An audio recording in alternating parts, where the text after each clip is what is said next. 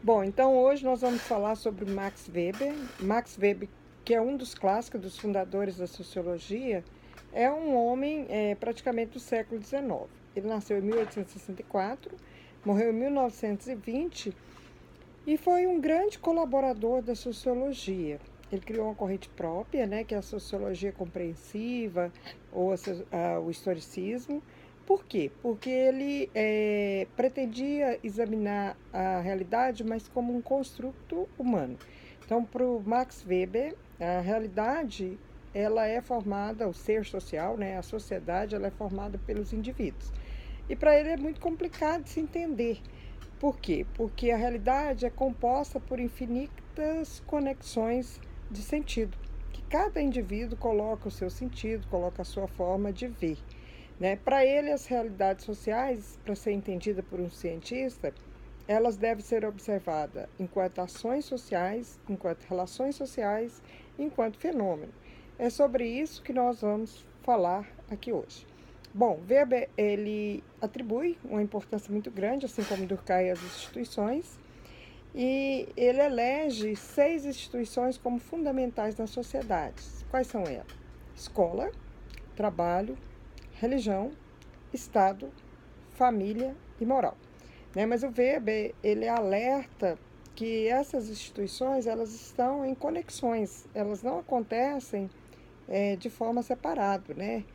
Para ele, um cientista consegue fazer esse método compreensivo, né, quando ele consegue entender essas infinitas conexões que ele chama de nexos causais. Bom, e o Weber também alerta que não é possível para o cientista a compreensão total dessa realidade, né? Que a realidade, para ser aprendida, para ser estudada, ela precisa ser estudada através dos tipos puros. O que são os tipos puros para o Weber? Os tipos puros são os conceitos que o cientista utiliza para nominar, para classificar e para estudar o mundo. Então, esse método de análise do Weber ficou conhecido como sociologia compreensiva ou sociologia do significado. Bom, sobre os tipos puros, o Weber fala que são modelos conceituais elaborados pelos cientistas a partir de casos observados e que servem de referência para a análise da realidade. Segundo ele, é abstrato, é racional, é unilateral, mas que permite para o cientista conceituar a realidade parcialmente, né? Que, como eu já disse anteriormente, para o Weber a gente nunca vai conseguir entender, ver tudo que está acontecendo na, na sociedade. Por mais que você compreenda, por mais que você investigue, você não consegue dar conta do todo. Bom, o conceito, a chavinha do coração do Weber é o de ação social. É o conceito mais importante weberiano e a partir dele ele constrói toda a sua teoria. O que é esse ação social para Weber?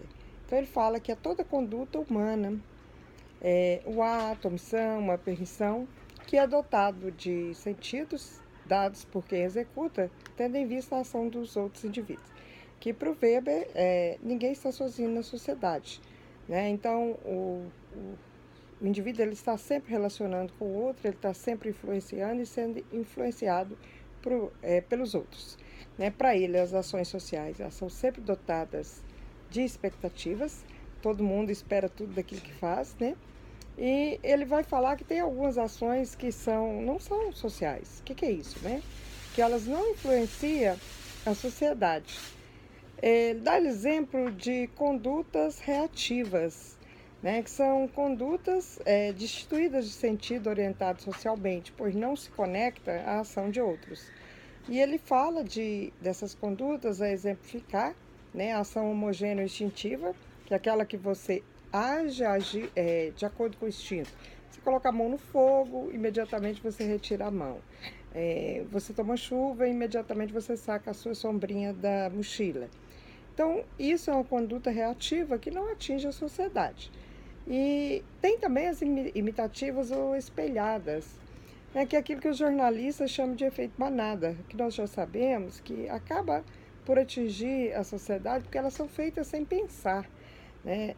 Quando em situação de risco, as massas tendem a agir de uma forma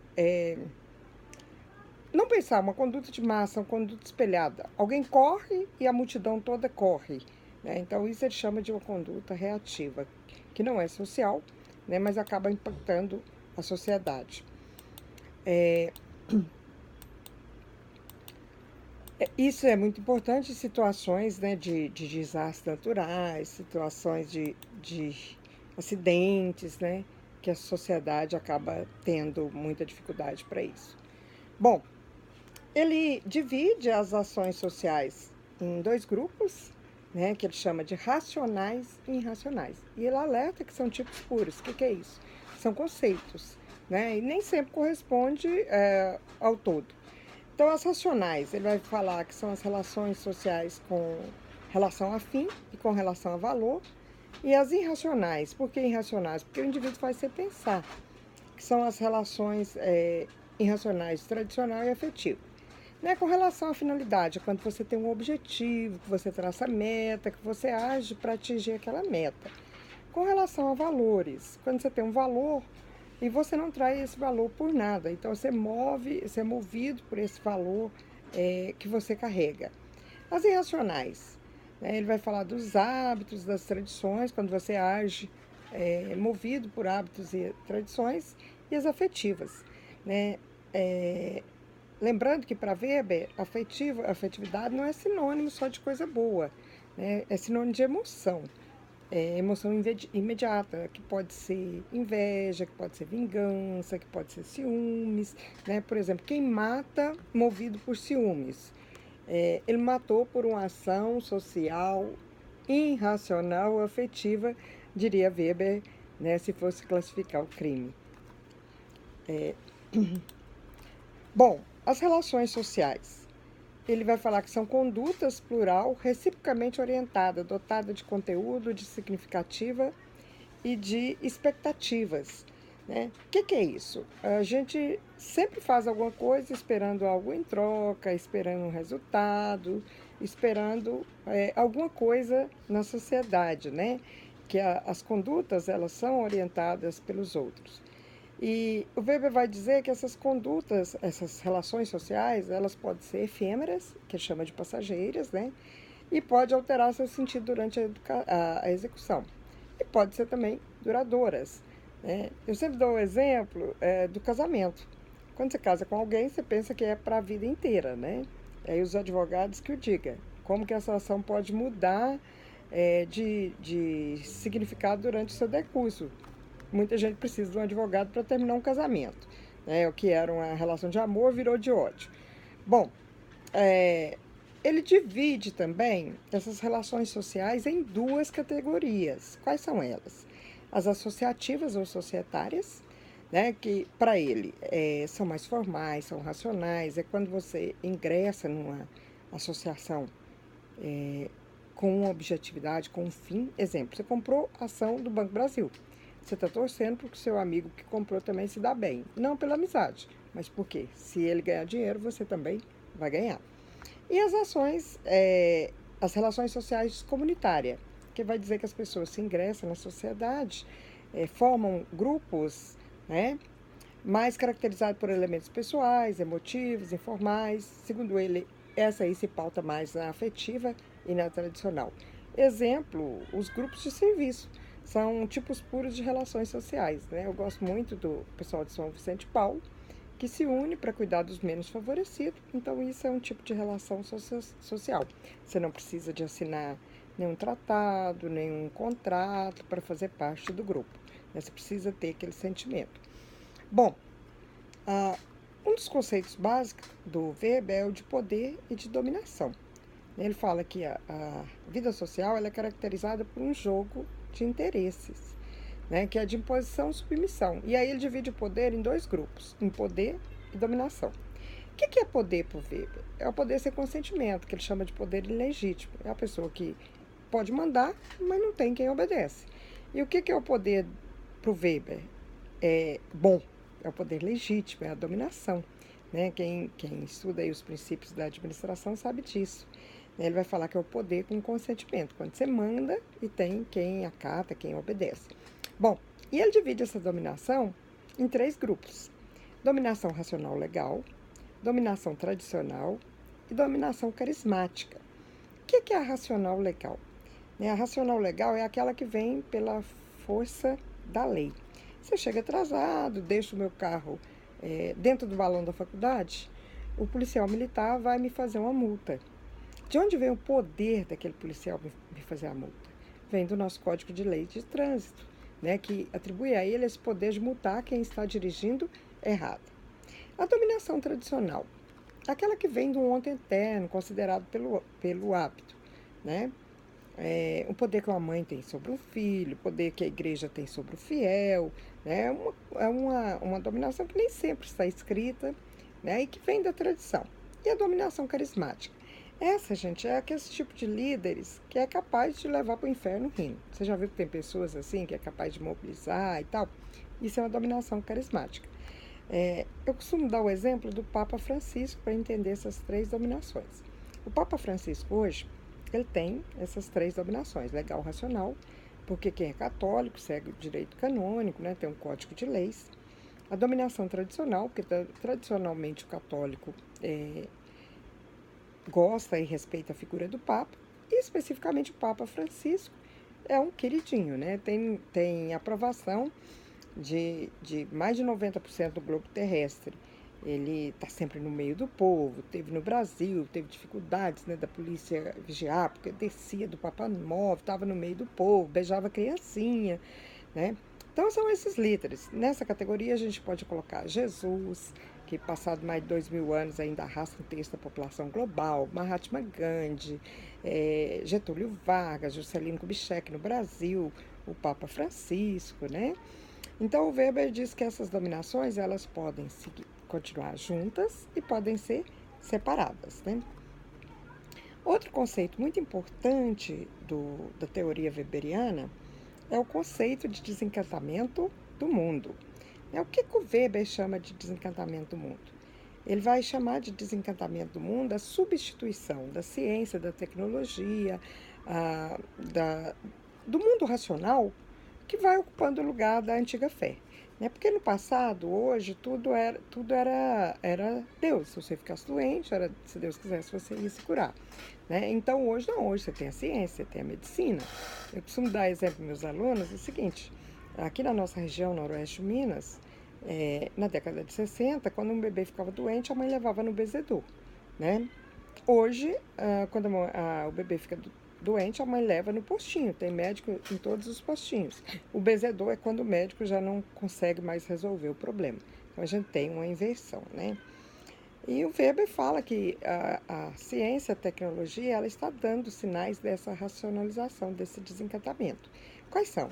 O predomínio da razão, da ciência, da técnica, a prevalência da lógica do capital, a gente não tem tempo para essas coisas mágicas mais, né? E a cultura vai se tornando mercadoria. E lamenta, que pena que esse progresso científico ele não vem acompanhado de igualdade social para todos, né?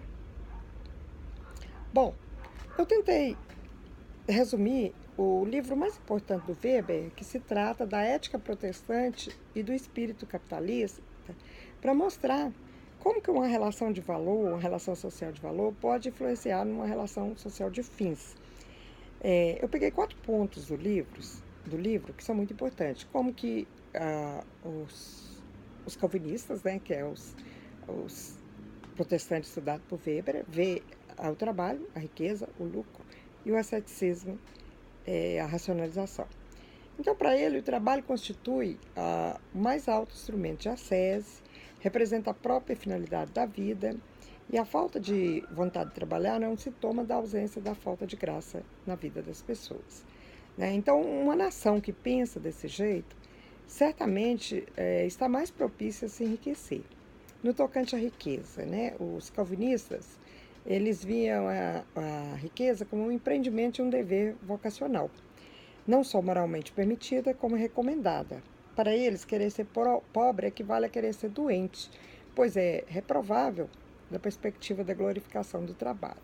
Então, outro ponto, se a gente vê como a riqueza, como um caminho para se chegar a Deus, uma nação que vê isso, a relação de valor, que é a religião, está coincidindo com a relação do enriquecimento. o lucro. Então, para os calvinistas, quando surge a oportunidade de lucro, é uma disposição de Deus. Esse chamado divino deve ser aproveitado como o propósito de cumprir a própria vocação. Né? Então, de acordo com a mentalidade ascética, quanto maior as posses, maior a possibilidade, a responsabilidade de conservar. Né? Então, para os calvinistas, segundo o Weber, se você receber uma grande herança e não multiplicar essa herança, você está cometendo um pecado. Bom, o que a gente pode observar? Que essas relações, essas ações sociais de valores, elas propiciam um enriquecimento. Então, eu vejo aí uma ligação do ethos do calvinismo no livro, né? Weber deixa isso bem claro, com a ligação do ethos do capitalismo. Né? O que é o ethos do calvinismo, o ponto máximo do calvinismo? É o trabalho como vocação, o asceticismo mundano, a vida frugal, de poupança, de austeridade. Né? E o ethos do capitalismo? Tempo é dinheiro, prosperidade econômica é muito importante, todo mundo calcula, racionaliza os resultados, né? Bom, meninos, outra categoria muito importante na teoria do Weber é o de Estado. Inclusive vai fundamentar muito o direito, né? E para o Weber, o Estado é uma categoria de interação humana, que pretende com êxito o monopólio da norma jurídica e do uso legítimo da força física, até da violência, se for necessário, em um determinado território. Então, fica claro, Estado para o Weber é construção humana e deve servir para organizar. E para ele é muito importante. Por quê? Porque é a relação de poder legítimo e é sinônimo de desencantamento do mundo. O que o Weber estava falando com isso? Né? Que um Estado tem que ser laico, tem que ser científico, tem que ser racional, tem que ser burocrático. Inclusive, o texto de burocracia, o verbete burocracia, foi criado por Weber. Não tão raras vezes apropriado pelo brasileiro como um mau funcionamento da máquina pública. E não é isso. É uma máquina pública cientificamente pensada, cientificamente. É o princípio da administração pública. Bom, eu elegi 4 conceitos do Weber, que ele chama de desvios institucionais, e que são muito utilizados no Brasil hoje. Que são eles? Patrimonialismo. O que é isso? Patrimonialismo, o Weber vai falar que é a característica de um Estado que não possui a distinção entre o limite do público e do privado. Exemplo, eu utilizo o patrão da prefeitura, com óleo da prefeitura, com o motorista da prefeitura para fazer a estrada da minha fazenda. O que eu estou fazendo? Eu estou apropriando de um bem público em proveito de uma questão particular. Bom, o coronelismo. O que é o coronelismo? O coronelismo envolve terra. Já vi muita gente boa, né? Muita gente com boa escolaridade, culta, dizer o seguinte: Bolsa Família é coronelismo. Está errado. Coronelismo é ações políticas de latifundiário em caráter local, regional, federal, onde se aplica o domínio econômico e social para manipulação eleitoral em causas próprias ou de particulares. Né? Então, tem que ter terra para ter coronelismo. Se você quer classificar a Bolsa Família num conceito weberiano, é o de clientelismo. Nas palavras de Weber, são o seguinte: é a relação política baseada na submissão em que alguém recebe algo em troca do seu apoio político. Né? Então, a Bolsa Família seria uma troca de uma ajuda por voto, então caberia dentro do conceito de clientelismo e não de coronelismo. E nepotismo, que a gente viu muito em debate esses dias, nas palavras de Weber: favorecimento de parentes em detrimento de pessoas mais qualificadas, especialmente no que diz respeito à nomeação ou eleição de seus cargos. Bom, meninos, isso é uma pequena amostra da teoria weberiana. É necessário leitura, é necessário aprofundamento. É sem dúvida nenhuma um clássico muito, muito, muito bom, muito importante para a gente atender a sociedade. Né? Essas são pequenas reflexões que eu espero que incentive todos a ler, a estudar sobre o Weber. Bom, se gostou, dá o seu like aí no nosso canal. Até a próxima!